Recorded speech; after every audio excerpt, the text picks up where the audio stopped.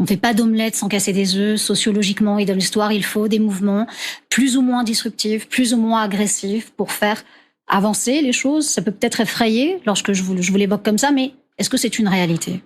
Alors, c'est sans doute ce que pensent ceux qui le font. Moi, je pense plutôt... Alors, évidemment, il y a des cas très précis où la violence a permis de faire avancer certaines causes. Évidemment, on n'est pas naïf.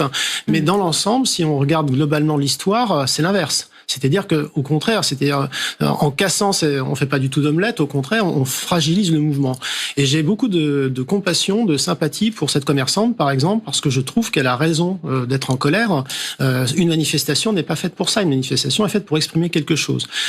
Il y a eu une période où il y avait moins de violence, et ça a été associé, c'est les années 80, au fait que les manifestations étaient reconnues dans leur validité démocratique par les gouvernements. C'est-à-dire que quand il y avait des manifestations très importantes, souvent moins importante que celle-là, parce que c'est historique, la force de ces manifestations, mais je pense aux manifestations des années 80, il y a eu des annulations de lois par les gouvernements. Donc maintenant, on a retiré cet espace démocratique, on voit même qu'il n'y a plus de possibilité de débat au Parlement, quasiment. Je pense que ça va être un puissant carburant pour mardi, ce manque, le fait de pouvoir voter, qu'on essaye d'empêcher le vote sur la proposition de loi du groupe Lyotte. Donc oui, ces casseurs jouent un mauvais rôle, et je tiens à rajouter quelque chose par rapport à ce qu'a dit la représentante de la CGT, c'est que, en fait, quand on va dans une manifestation, il faut savoir qu'il y a deux éléments. Si vous êtes dans le cortège normal officiel qui a été discuté avec la préfecture de police, il ne s'est jamais rien passé, personne n'a été blessé dans ces cortèges. Par contre, si vous dépassez ces cortèges, que vous allez à l'avant avec des black blocs, il faut bien être conscient que ça peut être dangereux.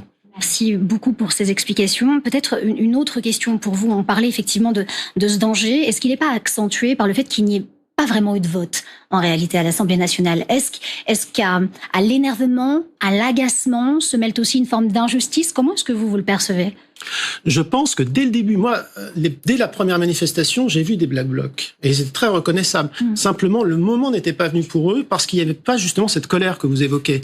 Donc, ils ne pouvaient pas agréger autour d'eux des centaines, voire des milliers de curieux. Vous savez, ce qui est l'idéal pour eux, c'est quand vous avez une masse, une foule de curieux, de gens qui vont un peu participer ou qui vont regarder, dans lesquels ils vont pouvoir ensuite se fondre après avoir lancé, par exemple, un cocktail Molotov sur un malheureux policier.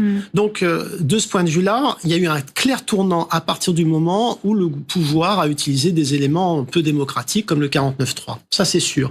Maintenant, je le répète, c'est pas quelque chose qui fonctionne, et donc c'est assez frappant quand même, parce que la France est un des pays au monde où il y a le plus de mobilisation sociale. Quand on regardait dans les pays voisins, aux États-Unis ou d'autres pays développés, ça s'est bien passé en Espagne en tout cas. Ça a été vite accepté. Ça peut bien se passer, mais vous pouvez avoir, donc on a un des pays où il y a le plus de mobilisation de masse, on obtient des choses, mais c'est vrai que le syndicalisme n'obtient pas tout, c'est vrai que les choses sont difficiles, et donc par rapport à ça, c'est très facile de dire il va y avoir un raccourci, on va brûler une agence bancaire et on pense que le grand capital disparaît.